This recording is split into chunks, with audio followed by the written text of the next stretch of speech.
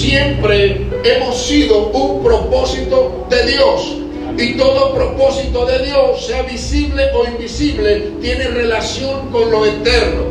De manera que lo que Dios me da tiene que parecerse a Él, porque lo que Dios me da tiene que estar ligado a mí y yo tengo que parecerme a Él. Bendecimos el nombre del Señor.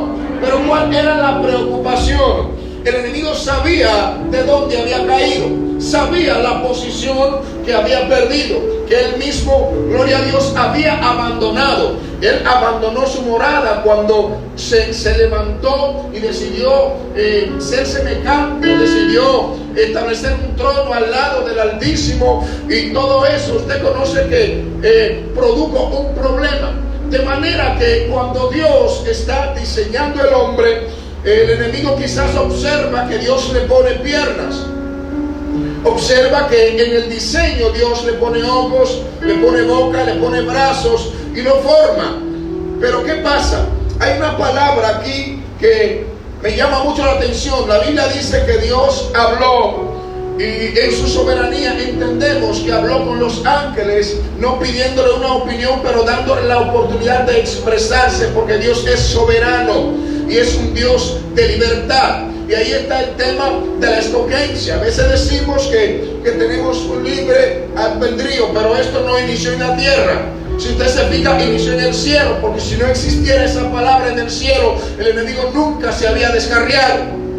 De manera que Dios muestra su amor en darnos libertad de escogencia, y por eso nos da la capacidad para que nosotros podamos desechar el mal y podamos escoger el bien. Somos bendecidos con eso. Hay una palabra en la Biblia que dice que Dios se preocupó porque el hombre no volviera al huerto y comiera del árbol de la vida, del conocimiento del bien y del mal. De ese ya lo había probado, pero había otro árbol, gloria a Dios, que si él lo tocaba podía vivir eternamente. ¿Cuál fue la preocupación? Que el hombre viviera eternamente en desobediencia. Y por eso armó su estrategia, su plan divino, para que no se vea como contingencia, sino que dentro de su amor él preparó el entorno para que nosotros nuevamente podamos encontrar esa redención. Pero ¿qué me gusta de esto? La preocupación fue, aleluya, que el hombre no conociera el mal. Dios no quería que el hombre conociera el mal.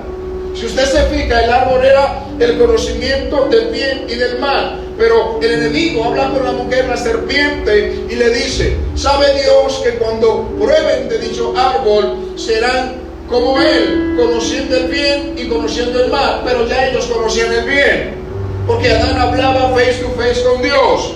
Él tenía el orden de Dios en este momento, tenía el establecimiento de Dios, tenía la disciplina de Dios, de manera que conocía el bien. El problema estaba en que Dios no quería que el hombre conociera el mal. Aleluya, porque cuando el hombre conoce el mal deja de ser niño. Usted está aquí conmigo.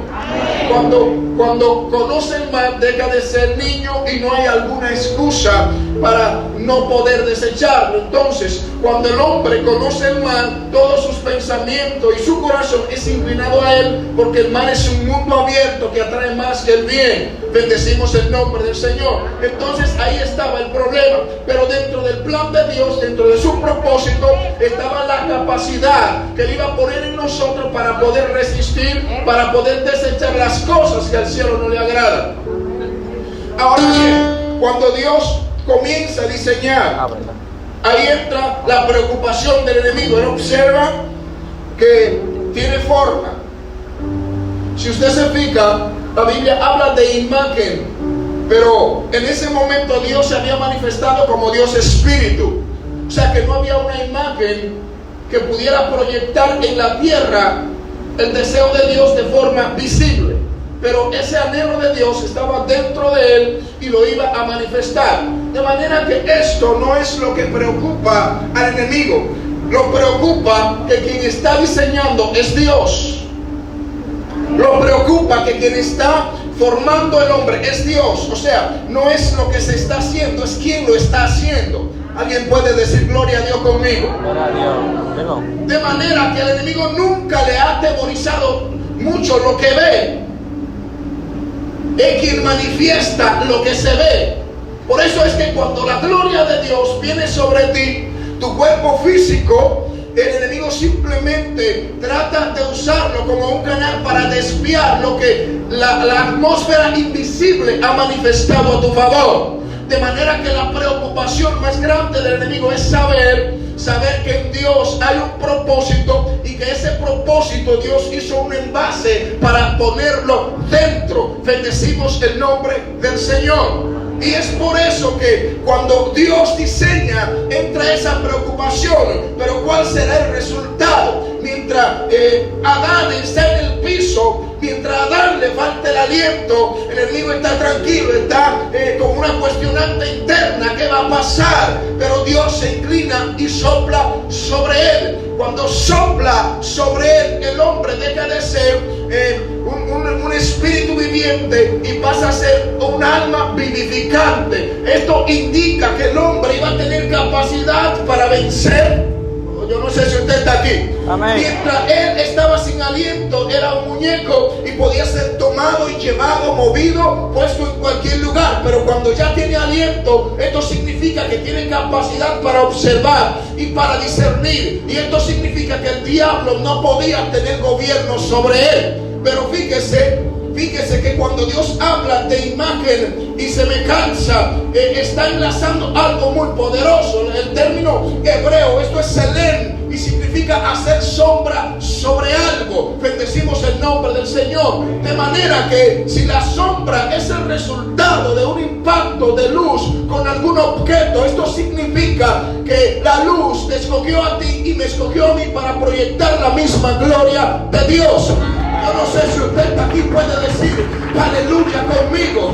De manera que a lo que el diablo le tenía miedo era a verla, el deseo de Dios proyectado en la tierra. Alguien dice gloria a Dios.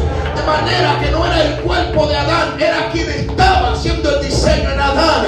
No es tu nombre, no es tu cara, no es tu vestimenta. Es que tú eres el espacio de la batalla. Es que tú eres el espacio que Dios ha diseñado para manifestar un propósito eterno y un propósito invencible. Fíjese que la Biblia por eso dice: con la sombra de Pedro se sanaban los enfermos.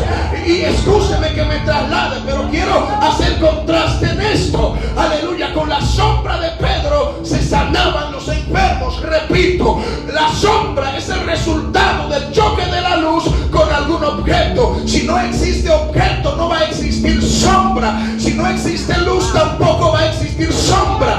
De manera que el mismo texto, aleluya, nos da a entender que no era simplemente la sombra de Pedro. La sombra se conoce como el resultado de un impacto anterior que existió de la luz sobre el objeto. En este caso, la luz es Cristo, el objeto es Pedro.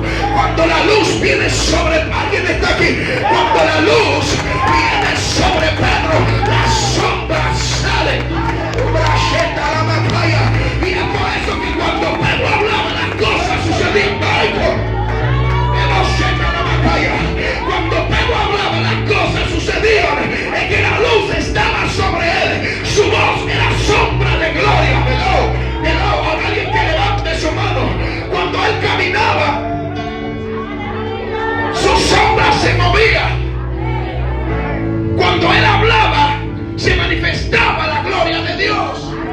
Entonces esto provocó un problema. Me está dando deseo de predicar esta mañana.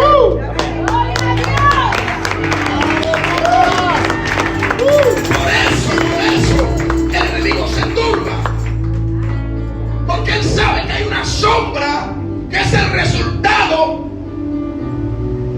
de un impacto que hizo la luz sobre ti. Y ese impacto de la luz sobre ti hablará. Yo no sé si usted está aquí conmigo. Amén. Pero este asunto me va a gustar en esta mañana. Amén. Esa luz sobre ti le dice al diablo que hay una trayectoria. Cuando el hombre anda sin sombra, anda solo. Si usted se da cuenta, cuando la luz da sobre ti, la sombra ejerce dos movimientos. Uno, si el objeto que la proyecta se mueve o si la luz cambia de dirección. Amén. significa ser guiado. Y el ser guiado tiene que ver con una trayectoria definida. El hombre que anda con impacto de luz sabe a dónde va, sabe de dónde viene. Por eso es más fuerte lo que dice en el término, porque el que es nacido del agua, escucha que no es contraste, no sabe ni a dónde va ni de dónde viene, hasta que la gloria no lo impacta y la sombra le dice de dónde ha venido. El resultado de la sombra te va a hablar del propósito de Dios sobre tu vida. Te va a hablar de la grandeza de Dios sobre tu vida.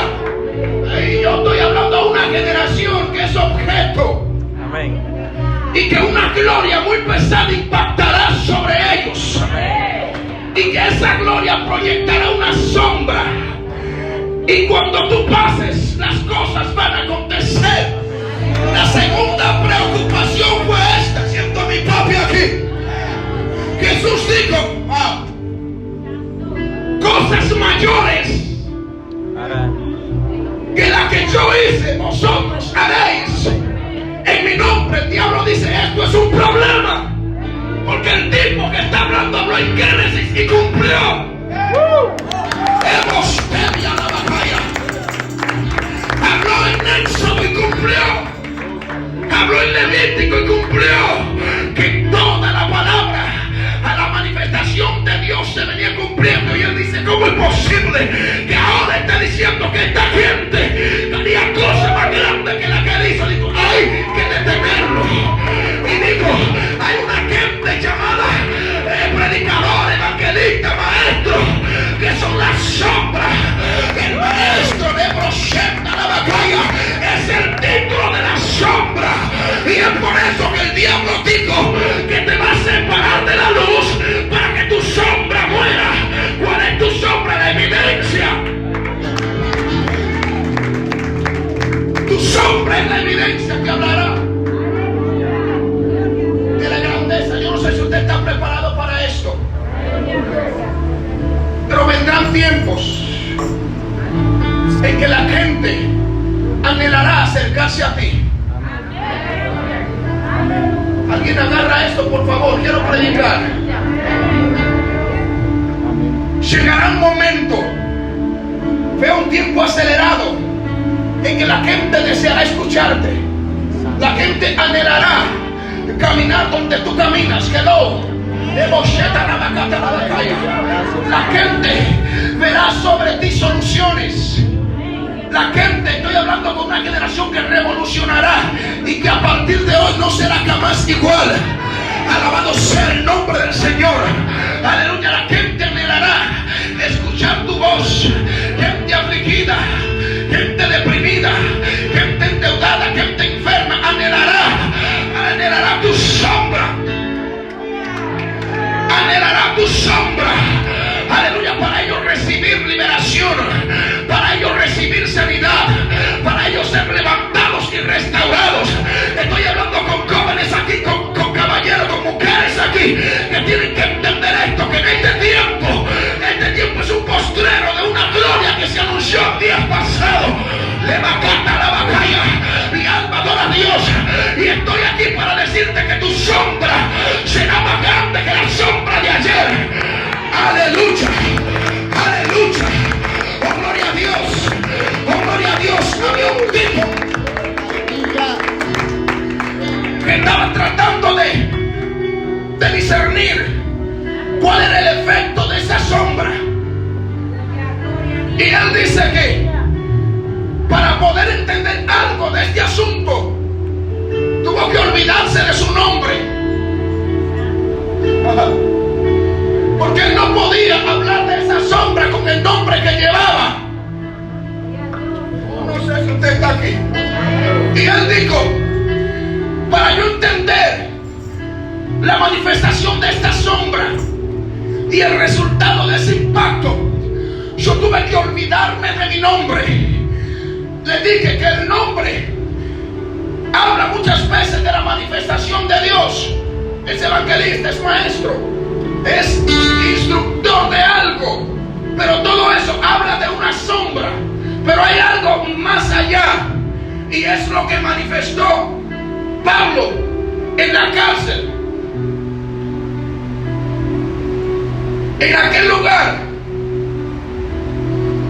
donde todo parecía contrario. El tipo sabía que cuando él hablaba y donde él se movía, algo acontecía, porque había una sombra que le acompañaba. Es la sombra que habló el salmista, porque Dios no tiene sombra de variación.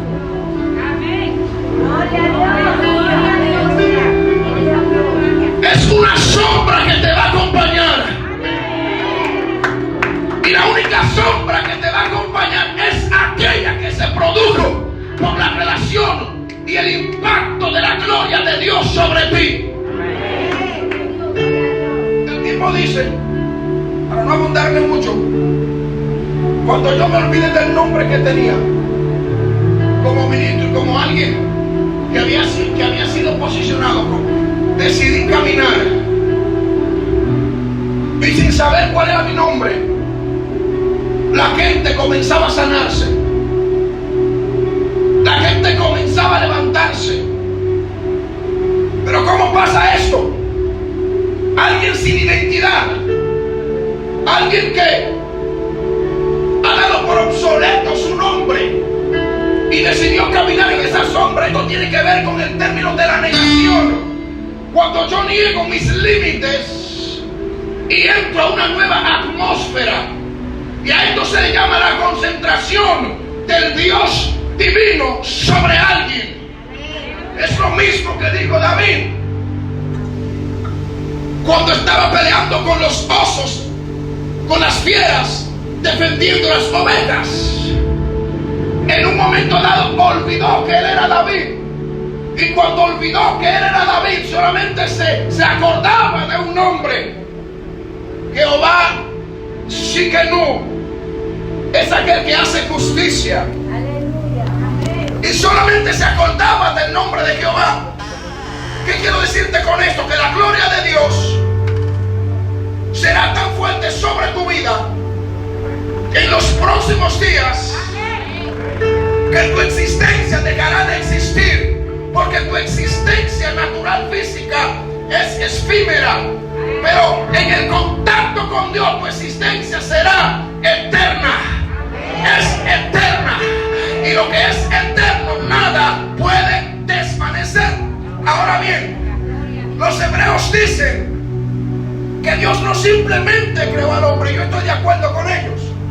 ¿Qué es crear? Es formar algo de la nada.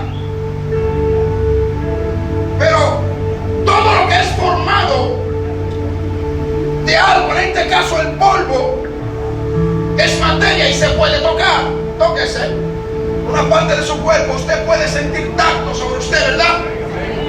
Esto indica que todo lo visible puede ser movido por una fuerza mayor. Gracias, Señor. Diga gloria a Dios conmigo. Yo puedo mover este púlpito, ¿saben por qué? Porque ejerzo una fuerza mayor sobre él. Yo soy materia.